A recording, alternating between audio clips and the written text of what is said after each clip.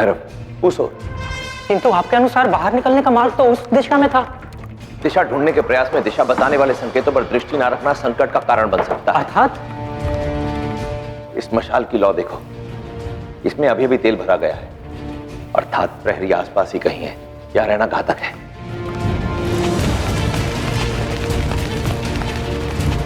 किंतु आचार्य, बाहर निकलने के उन 5 मार्गों में से ये अंतिम मार्ग शेष है। जिस लक्ष्य पे मैं जा रहा हूं भैरव, वहां अंतिम द्वार मुझे स्वयं बनाना होगा। चलो। गुप्त गुफा में पुष्प रखने का बर्तन, अवश्य यहां कोई गुप्त द्वार भी होगा।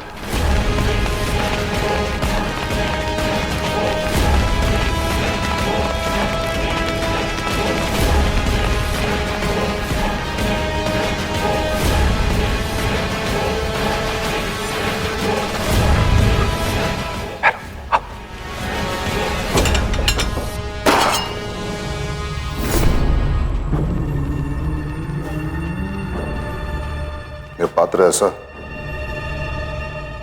अवश्य कोई आया यहाँ पे। कोई मूषकों का अमात्य। महल के इस भाग में मूषकों का बड़ा आतंक है।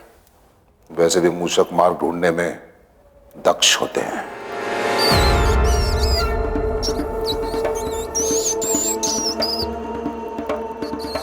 बाहर जाने का मार्ग मिल गया भैरव।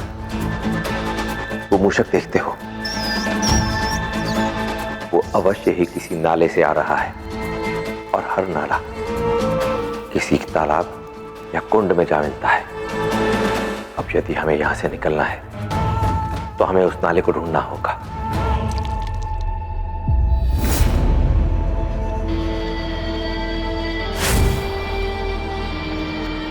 देख रहे हो तुम, ये काला चमकीला तरल जब शरीर पर लगकर सूखता है तो चमड़ी के साथ ही निकलता है।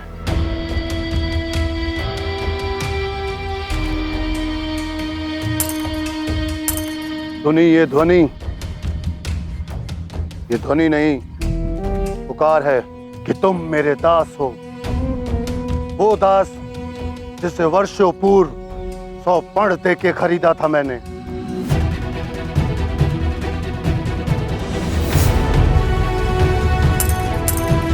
और दास की हर कमाई पर, चाहे वो परिश्रम से हो या पराक्रम से, भिक्षा से हो या चोरी से, उस पर स्वामी का अधिकार होता है।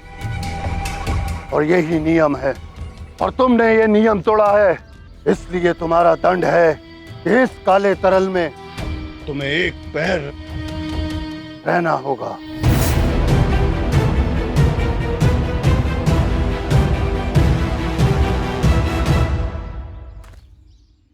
मुझे स्वतंत्र होना है।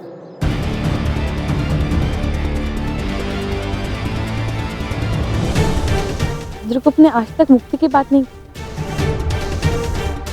ये क्या रहा इसके मन में? कुछ ऊंचाई स्वप्न नहीं देख लिया तुमने? ये वंश का प्रभाव है। तुम्हारे अपनों ने तुम्हें बेचकर अपने कर्तव्य से मुक्ति पाली, और अब तुम दास्तां से मुक्ति चाहते हो।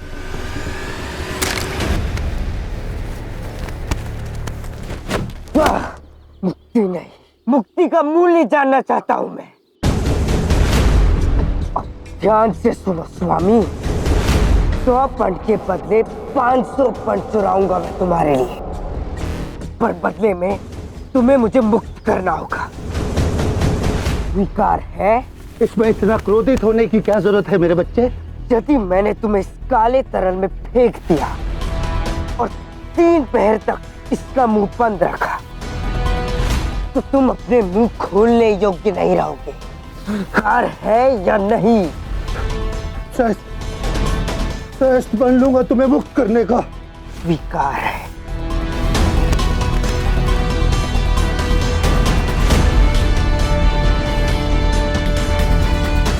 तुम स्वयं अपना मूल्य नहीं जानते चंद्रगुप्त।